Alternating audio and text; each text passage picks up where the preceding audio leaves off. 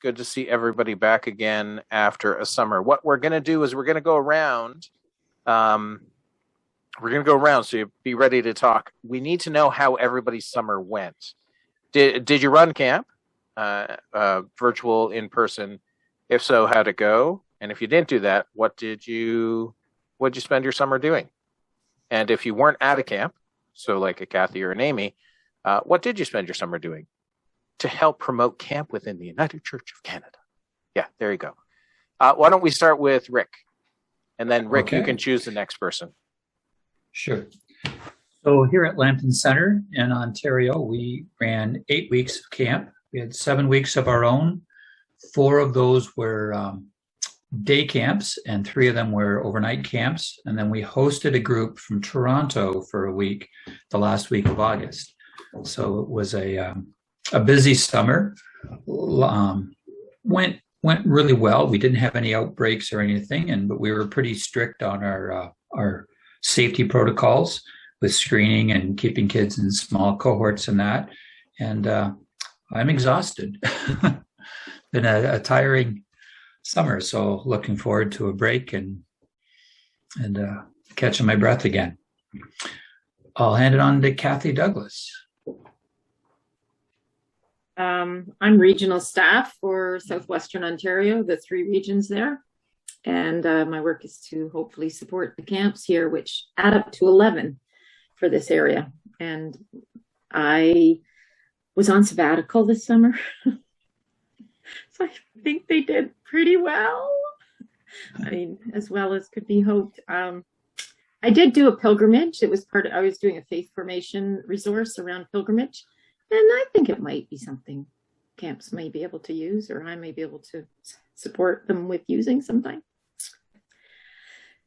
I'll invite Steph. Hi, I'm Steph. I use she, her pronouns, and I work at Rainbow Camp. This summer, we did not do in-person camp at all. We did all online camp, and it was awesome. Just so amazing. We had 151 kids register, and so that was really cool. A lot of positive feedback. We had kids from all over Canada and America, which is part of why we had to make the call really early that we weren't gonna, we really rely on airlines and travel. So we made the call really early that we were gonna do it online, which made it so that we could we did like camp in a box, and every single week had a totally different box. So parents were really impressed. We had a lot of like kids do 1 week and then register for the rest. And so it's really encouraging because next summer will be our first summer to run a full summer of programming rather than just like 4 weeks. So to have like the full summer of online was a really cool, like it was really encouraging to see how many people liked it. So yeah, it went really well. Janice. Hi, I'm Janice. I'm with Camp Kidston in Nova Scotia. We ran 7 weeks of overnight camp this summer. We were at about half capacity in cohorts, all of those sort of typical COVID measures. And I think like Rick said, it was crazy and exhausting and good and fun and all of those mixed camp feelings at the same time.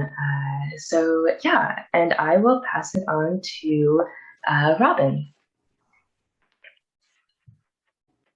I'm Robin from Camp Coolery. We ended up running 5 weeks of overnight camping this year. And we were running at half capacity, just like Janice, in order to meet COVID. Our dining room was the limiting factor. We couldn't get people spaced correctly.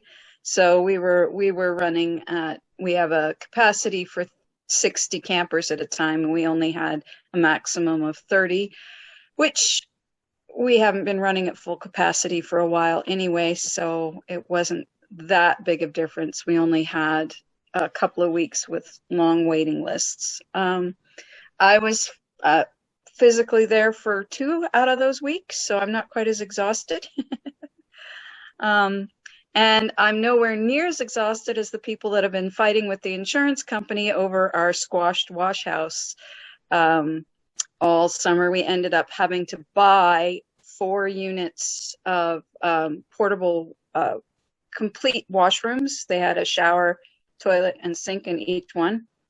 And we had to purchase them because of the insurance not coming through on time. So that was a unexpected expense. Hopefully the insurance company will pay for it. But in the meantime, the Pacific Mountain region has been amazing in helping us out with that. And it is so wonderful to watch. We had a very contentious relationship with our conference, and it's so wonderful to see this wonderful cooperative, supportive relationship that's developing, and all the distrust is melting away from the camp. And it's just been wonderful with the Pacific Mountain region. So Ron. Yeah, we unfortunately did not open again this year, but we did run 8 weeks of virtual camp, and from what feedback we're getting, I think it went quite well. We did the main platform we ran this year was TikTok, trying to get the campers, not their parents.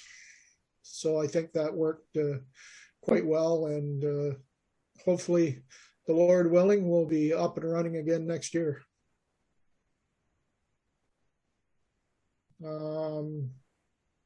Jill. Hi there, I'm Jill, and I don't know why my name isn't right in here, but I go by she, her, and I'm from Camp Kimoki in London, or near London. We traditionally run overnight programs only, but this year we ran a day camp program. It was hugely successful. We had a wait list every week. We had campers returning if they could get in. We served over 200, almost 300 unique campers. And we had 400 camper spaces available throughout the summer. So we had no COVID cases and a really great experience with day camp. Doesn't mean we won't bring overnight camp back, but we'll probably keep it in some capacity. And we really haven't slowed down too much. We're trying to do some different things through the fall and make some plans to do some winter programming as well. So we're taking advantage of the opportunity that COVID has given us to diversify and try new things. And I will go to, who is it on? Dylan, sorry. No worries. Yeah, I'm Daylin, and with Mackenzie Camp in BC. We ran a very limited, we did, because of our location, so we did 1 day on-site staff training, 1 day junior leader training, and then we ran 4 day camps over one a week, where we bussed the kids in, and they were wait lists, and the kids came, back several weeks. So I think we saw maybe about 120 campers and crammed in a whole week's of activity, I think, into 1 day. So it was great and successful.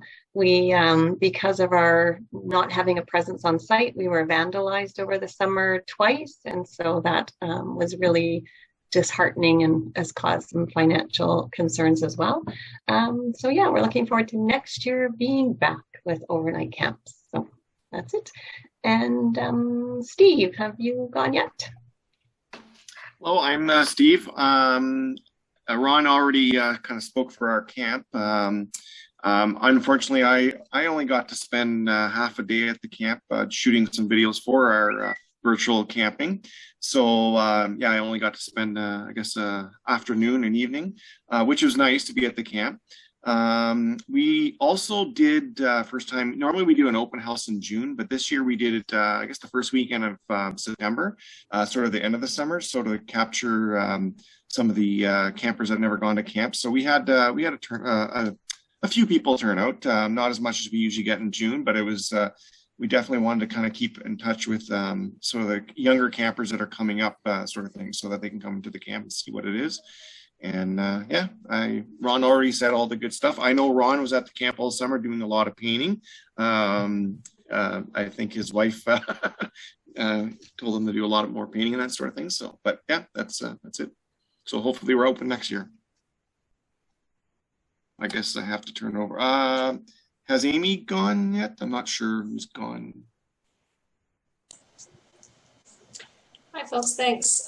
Yeah, I'm Amy Crawford from the General Counsel Office, and just here to listen to how your summers went and learn more, and maybe give you an idea of a promotion, camp promotion opportunity.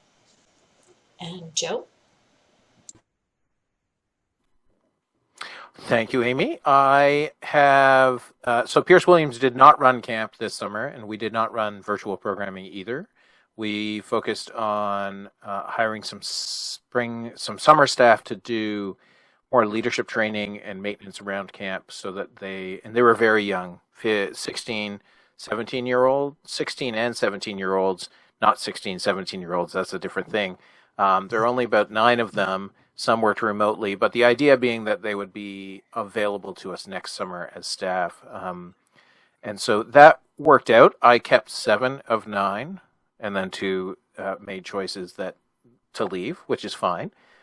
We hosted farm workers from some local farms for quarantine, which is a much better source of income and less resource heavy on us to try and deal with campers or the COVID regulations, which didn't come out in Ontario until after the beginning of July in a final form. And so we spent the summer planning to spend some grant money that we have for accessibility, and we're working through a Trillium grant, which is a province of Ontario grant to do some other improvements and put new bunk beds and just a whole bunch of stuff. So camp has been busy but quiet. So Bev, did you want to? How did your summer go? That's the question. And what did you do? And then I think the only other person who hasn't gone is Isabel. So I've been tracking. So I'm just here again to listen in and hear what everybody's been doing. I have to share with you one report that was the most unique one I think I've read in the 18 years I've been here. But it was the camp, and I can't even remember which camp it sent it in or what region, but they shared the learning experiences of COVID-19 in 2020 and what they would do if they were faced with this again. And I thought it was a really unique way of capitalizing on something that hopefully we don't have to deal with too much more often. But it's something to sort of think about when you're looking at this year's, and you've now got 2 years under your belt. What things do you need to put in that little what you need to know box for people 10 years down the road who, might get faced with some other kind of an emergency like this? So, but it's a good year, and I'll share with you that there's been a small group of 5 working over the summer on reviewing our accreditation program and how we might be moving forward with it. So look for news in the new year on some possible changes happening there.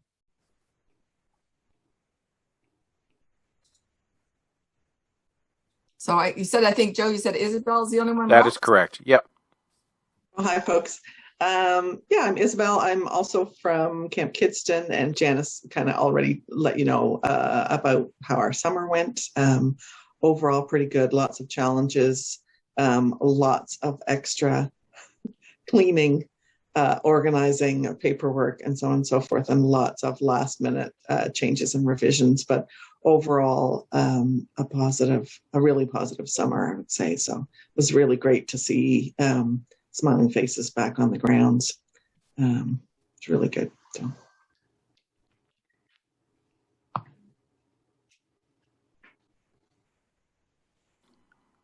Awesome. Thank you, Isabel. I have a light here that's in the way of the bottom corner of my screen, so I can't see when I'm clicking the unmute button.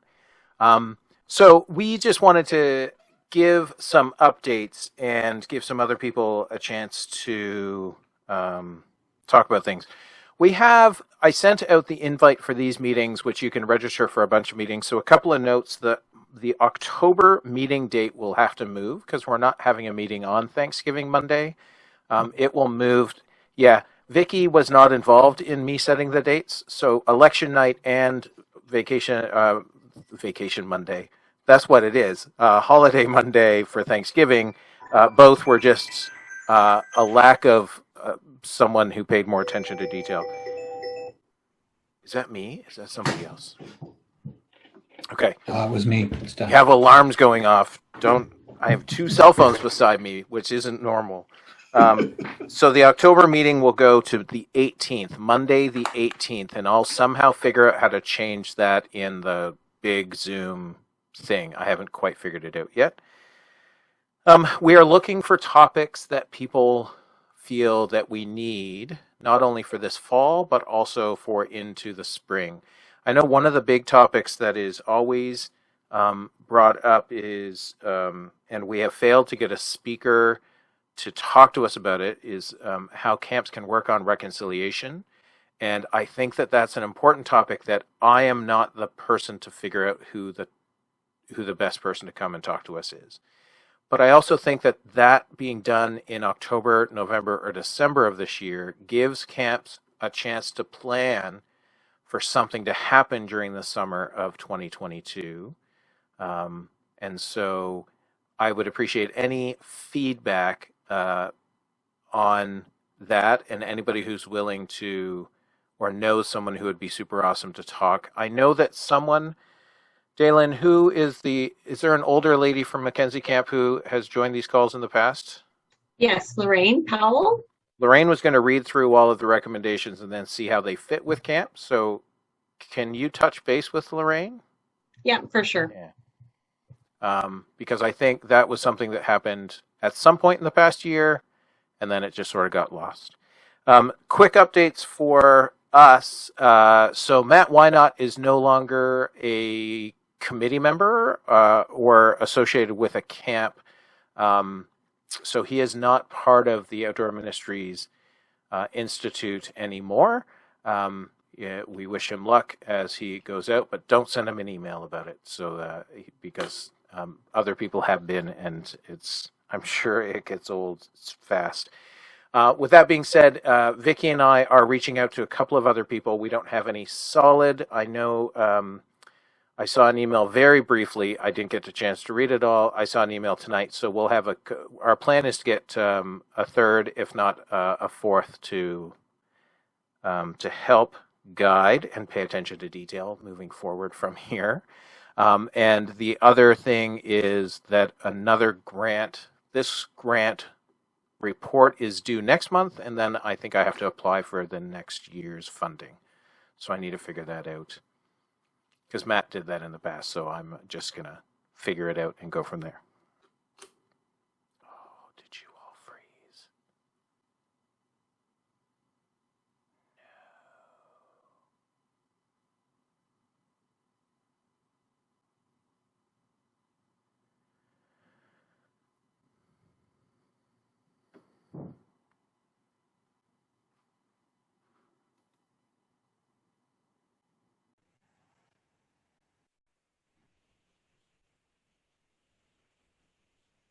Hi, everybody. I'm back. What'd you talk about when I was gone? You. Yeah, I know. So where was I? I forget where I was. A grant? A grant for funding. Oh, so this grant needs to be continued on as we go. We are in the midst of arranging a fundraising speaker to come and talk to us, hopefully next month, if not early November, which could be used for people to do a year-end campaign this year. So that is in the works. Vicki also, in her role as philanthropy animator, might be the title of that role, something like that, for a number of regions in the West. Vicki is she's running a workshop currently for churches that she's going to offer to camps in the future. So pay attention to that. That's probably not going to be this year. It'll probably be early in the new year as we go. New grant writing. Amy, did you want to speak to us briefly about opportunities and emails that I ignore from you sometimes, not on purpose? That's okay. I thought if I just show up, you'll invite me to speak. So our unit at the General Council office, which is the Church and Mission unit, is hosting an online event November 3rd through 7th.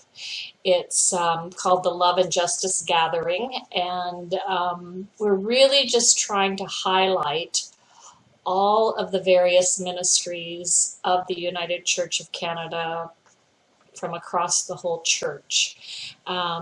So I was thinking that the camping, either the network or some individual camps, might want to have a booth. We are doing this on the Huva platform. I don't know if any of you have experienced Huva. It's an online event platform. And so there's a way to upload material about your camp or about the Outdoor Ministry Network. You can have a PowerPoint that people come and they just click on, or you can have videos. You can have one of your TikTok videos and just a little description of what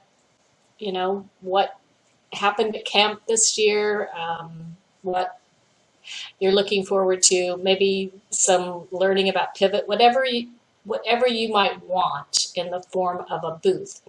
And once you upload the material, of course, you're welcome to come to the event and chat with people during the event, but you can also just have the material there, and as others come and go from the event, it's kind of like an exhibition hall at a big conference. So people can come in and see what's at your booth and what's going on. And I just thought it would be a great way to kind of raise the visibility of camp and tell the story of the wonderful things that you're doing in the midst of all the challenges that you've had. So again, it's November 3rd through 7th, and I'm happy to, there's a little instructions sheet about how to set up your booth, and it's really fairly simple. Yeah, so if people are interested, I'd be happy to forward more information about the event itself and perhaps about how to do a booth or booths. Questions?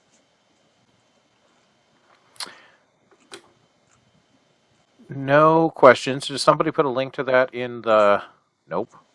Here, can I put that link in here, Amy? Sure, if you've got it handy. I didn't. Is this it? I think this is it. Love and Justice Gathering? Yeah, thank you. Yes. It seemed like a really long link for that small title. Yeah, but, I know. Life goes on. I think it's a great idea to share and to get people interested. I know that in London, in the Antler River watershed area, our mission and service people have asked for all the camps to send a sort of a 1-minute video because there might be additional one-time funding. So it's good to see that at least our region understands that we're in a really strange position as camps, and so that is beneficial as well. So, any questions for Amy about that event? If you need, Amy will drop, if you can drop your email into there as well, and then you can reach out as a camp if you want more information. But I will put a post to that in an outgoing email shortly. I think so the other dates for you to be aware of, we are going to try and host, we're going to host a conference. Pierce Williams is going to host what we have traditionally called Think Camp. Think Camp is this year, let me figure out, I haven't got a pitch written out, so let's do this. Think Camp is an unconference, which means it's peer-based, meaning when you come, you need to come with questions. We'll send instructions, so you come with 5 questions that you want people to answer about camps or camping or the state of camping. And people normally come to contribute. So they can either have a 10-minute presentation ready, and then we do discussion after that, or if their contribution if they want their contribution to be something else, they can talk to me. We're open. The limitations this year for a Think Camp are, so Think Camp normally is open to all. It's open to the public. It's always been very small, 10 to 15 to 20 people. 22 max is the biggest we've ever had. So it's not a huge gathering. What we're doing, what Outdoor Ministries Institute is doing this year is we are covering your entire cost of attending. So there is no cost to you to come to the conference. Your food, your accommodation, and the conference is zero cost. Your cost is getting here, getting to Pierce Williams. And the limitations are this, that it's going to be one person, one free spot per camp. So that we can, because there's only, and this is the key, there's only 20 spots. Because the province of Ontario currently has a limit of 25 people in a building, we need to limit it to 20 people, because that accounts for myself and for Vicky and for a couple of staff I have on site here. And so it just seems safer that way. If people can fly into, this will all be in an email of some nature at some point shortly. By the end of this week, I've committed to that. By the end of this week, this will go out. If people are flying into Toronto, we will send a carpool list. So if people are coming from the Toronto area and you feel comfortable carpooling, that would be ideal. It's also a double vaxxed event. So we will need to see proof of that. So in some way, shape, or form. And that's because I don't think that anyway, we just want it to be double vaxxed. I don't need to explain myself about this. The other things are, it's a Wednesday, November 24th to Sunday. So it would start at dinner. You're welcome to show up anytime on Wednesday, the 24th. 9 a.m., don't care. You're not going to get fed lunch, so be ready to deal with your own. You will be fed dinner if you arrive on the 24th.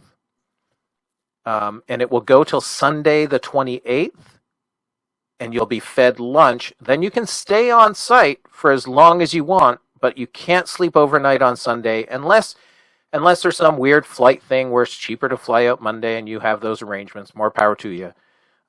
Because we're still closed to rental groups. The board has approved this conference because it deals with camp. As far as dates go, we'll probably be... I'll send an email out by the 24th of September. It will be open to only United Church people to register until the 15th of October. At that point, we'll open it up to the greater camp community. My hope is that 20 people from the United Church sign up and feel comfortable getting on a plane or driving to southwestern Ontario. Some things to note: if you can fly into London, Ontario, that's the easiest place if you need to be picked up and moved. Or if you're flying into Toronto, then we'll deal with carpooling and go from there. There's also Robert Q Bus, which gets you to London from Toronto, which is just an airport shuttle, and it's, I think, $160 return. But travel is your responsibility. OMI is covering the cost of the conference itself. And at this moment in time, we do not have a guest speaker booked or in mind. We feel like it's, we being Janice, or sorry, not Janice and I, although I'm sure Janice feels this way too. We being Vicky and I have talked about the idea that we have not been in actual community in quite a while. For many people, since the Great Gathering, if it was a camping conference, but being in community with some of our camping friends would be beneficial. And the schedule is, there's no hard and set schedule as of this moment in time. It's going to be fairly fluid, and lots of opportunity to calm and reset ourselves here. And I'm working on getting all of our trails walkable, because 2 years with 0 people on our trails has been. And since I have a mini bike, now I have a reason to get the trails cleared so I can just boot through the forest. So we're all good. Ask me questions that I have failed to answer about Think Camp 2021. Rick has been to Think Camp before. Rick, do you want to talk a bit about what Think Camp, how it was for you? Think Camp was actually really, really good. First time I had gone, it was really my first year at Lambton Center. And so to meet with other directors and to bring my own questions and to have a dialogue with the group. And it was great participation. It's well worth it. It's a good experience. It really is. And even just sort of prepping and presenting your own ideas and stuff like that and getting feedback. The nice thing is that what you present doesn't have to be like, this is the greatest thing on earth. It could be just an idea, and then you can fine tune it and get other ideas that you can build on and take that back with you. So it was rejuvenating. It was good. It's a good thing. Thanks for hosting it. You're welcome. Think Camp is something that the board of directors of Pierce Williams committed to many years ago. And normally it happens during the week, like a Tuesday through a Thursday or Tuesday to a Friday, because we didn't want to give up a weekend rental income for Think Camp. But since Pierce Williams isn't doing rentals at this moment in time, this year we get a weekend and we'll go from there. So I will try to send out details, all of the same details, not try. They will go out by Friday, September 24th. Important dates. Open to UCC until October 14th. I talked with Mark Cook about this. I have a cook already lined up. Until October 15th. And then it'll be open. And dietary, this is why I talked to a cook, dietary things need to be in by November 5th. And then we can arrange travel and all of those things. If there's only 20 people, everybody gets their own room. There's no shared rooms. That's the other sort of COVID safety we put in place. Unless you want to share a room with someone, that's fine. We can make that happen as well. We have lots of beds that can be slept in.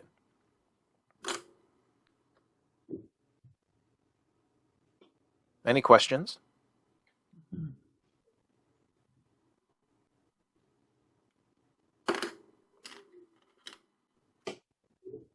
No questions. That's what I like. Good stuff. Here is where I don't have anything else, and me talking would just be... was there any updates from General Counsel Office, Bev, Amy, or from Regional's perspective, Kathy, that you think would be valuable for us to know or think about? I was going to talk a bit about standards, but that program is under review, and we're working through some things.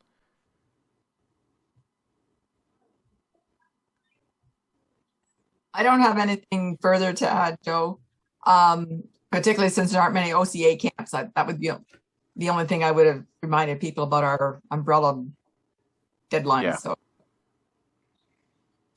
The one thing for Province of Ontario people is that there is I don't know what this is called, essentially your bylaws and your registered charity status, the province is passing, what is... Joe, I can speak to that. Great, thank you. I thought if I talked...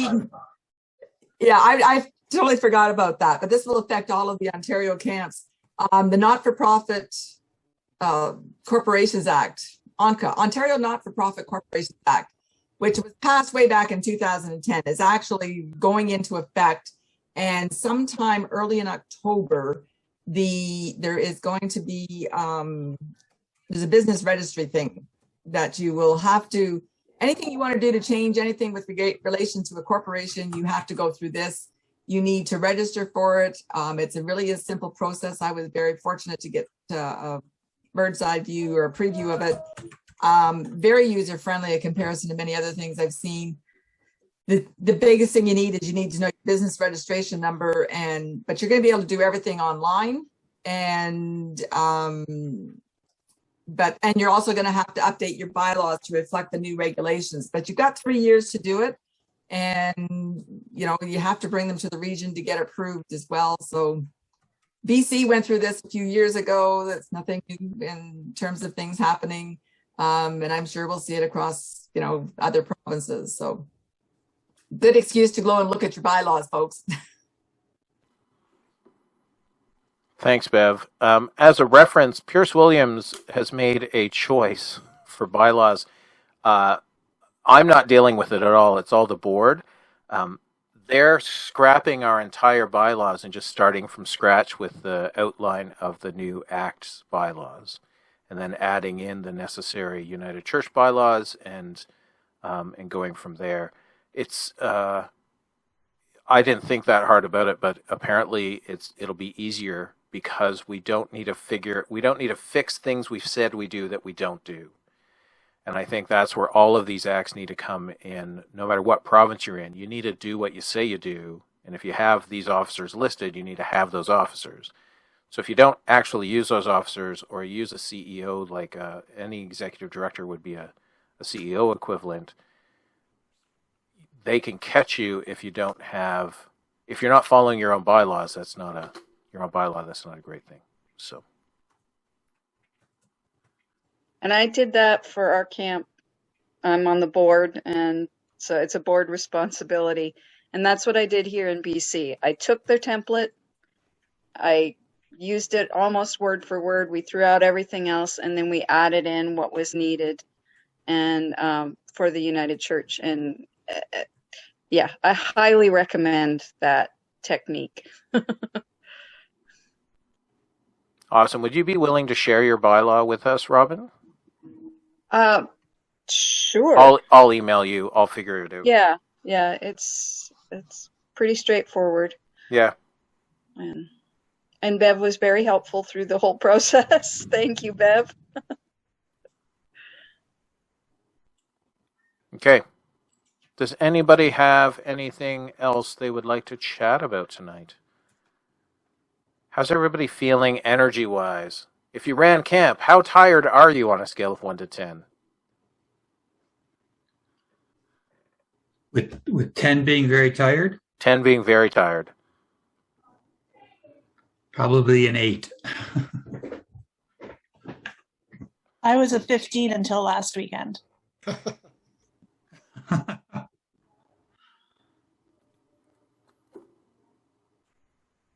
I was curious about what people are doing next week, on September 30th, to recognize the Truth and Reconciliation holiday. Not holiday, actually, but day.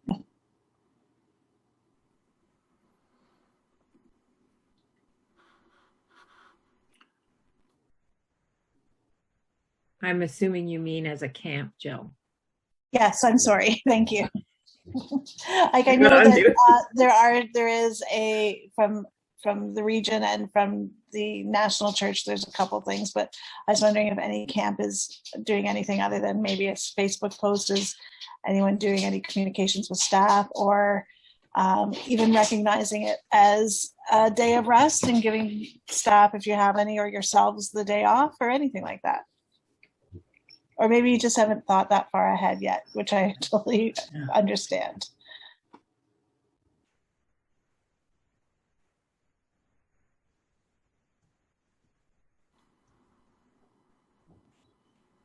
Yeah, I don't quite know how to. I don't know. I was going to give myself the day off, but that was a different. What then do you do with that day? Right? Is the question, and so. It just seems like it's the smallest. Yeah. How do you reflect on it with a proper reverence? I don't want to seem like we're tokenizing it.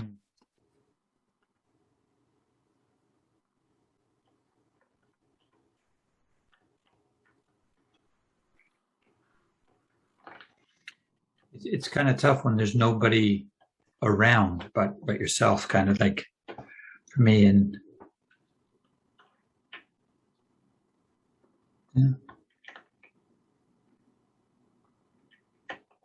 We'll probably make a social media post or something, but I was just reflecting on how we have a social media team that kind of works together on the posts, and whenever we work on something like this that is, you know, meaningful, it turns into like a really great staff conversation with those of us who are involved. So I don't know, maybe I'll plan a more structured kind of educationally kind of conversation around it. We'll see. I hadn't even thought about doing anything though, Jill, so thanks for bringing it up. Yeah, I think it might be an opportunity for you folks to be reminding the wider church and the folks connected to your camps too about the day. And I mean, Amy's put something there that people can do online together, but also there's a vigil, I think, across in the evening with Murray Pruden with the National Church, I think, that he's doing. And locally, if you look, there's probably a lot of things you could participate in. I know in Kitchener, I'm going to be going on there's a walk happening. And if you went with a few of the campers or a few of the staff and wore orange shirts and took pictures, it would be great to see those. Hope that doesn't sound tokenism either. I think that's as staff in the church, in the United Church, we were like the regional staff. We've been asked to take it as a holiday and asked to do something locally or certainly in our own way to honor the day and learn and be educated.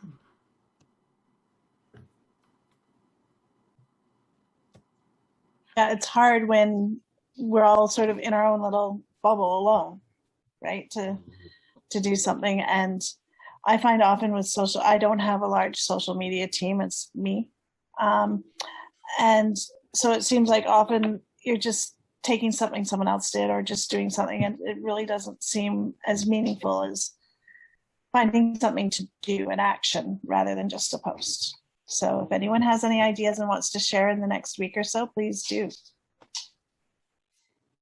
I think a part of allyship though too, Jill, is not necessarily having to do something, but like giving voice to the folks who are, right? So if you have like in your social media post or sending an email out of like a list of resources of people who do want to like take that next step, I think is just as valuable because you as an ally are creating space for other voices to be heard, right? Just because, I don't know, I have to tell, we're a really activist organization, and I tell my staff all the time is we don't have to be activists about every cause.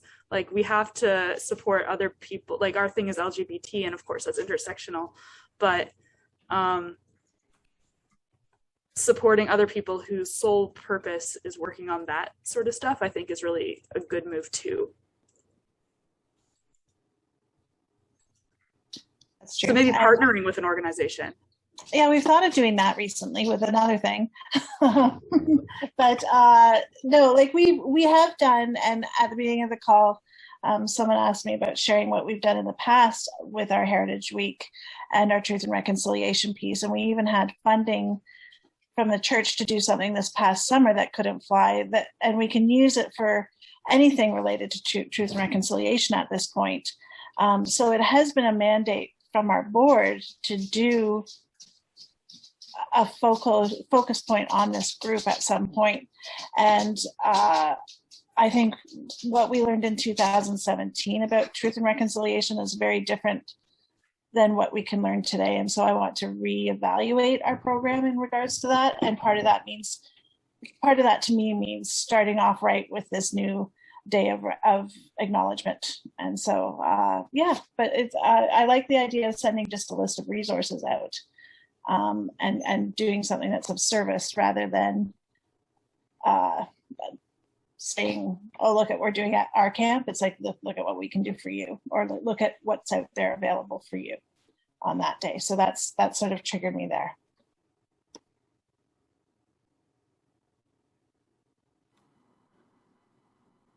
That's good. I like the reminder that we do not have to advocate for everything. We can support others. Because there's times when you feel like it's your duty to step up and you're like, well, this other person does it so much better.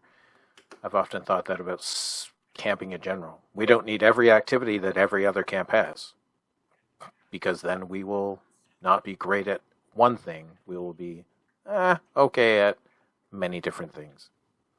So that's great. Awesome. I think I'm going to end the meeting early. It is 8:17. That gives me more time to get to my polling station and stand in line if there's a line, which I doubt there will be in Dutton, Ontario. The roof of my polling station was blown off a week and a half ago, so it has moved, but I know that. I know where it's moved to, so we'll see.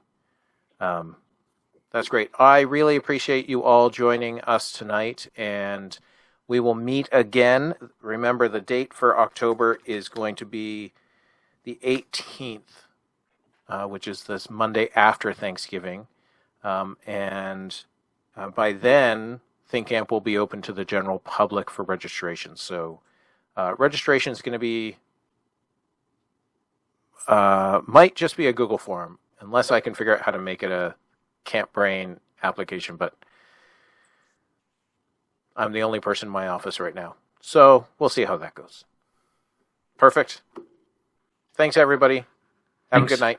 Thank you. Good night, everybody. Thanks, Joe. Thank you.